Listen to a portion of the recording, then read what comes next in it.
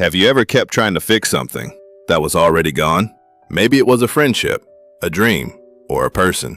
Sometimes the hardest lesson in life is knowing when to stop holding on. This is the story of a man who spent years watering a dead tree. Once, there was a peaceful village surrounded by green forest. In that village lived a man named Daniel. Every morning before sunrise, he carried 2 buckets of water. People thought he was watering his crops, but Daniel walked past every healthy tree until he reached one dry, lifeless tree. Its branches were broken. Its leaves had fallen years ago. Still, every single day, Daniel poured water around its roots. The villagers laughed. "Why waste your water? It's already dead. Plant a new one."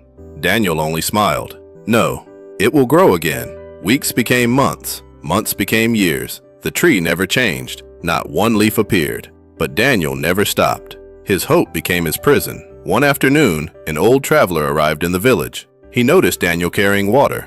Curious, he followed him. After watching silently, the traveler asked, "My friend, why do you water this tree?" Daniel replied, "It gave my family shade when I was young. My father rested here. My mother sang here. My children played here. I cannot let it die." The traveler looked at him gently. Then he asked one simple question. "Are you watering the tree or your memories?"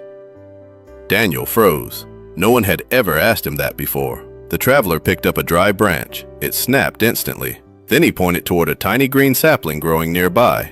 Life always gives us something new. But if both hands are busy holding yesterday, how will you ever hold tomorrow? Daniel looked around. For the first time, he noticed dozens of young trees he had ignored for years, all because his eyes never left the dead one.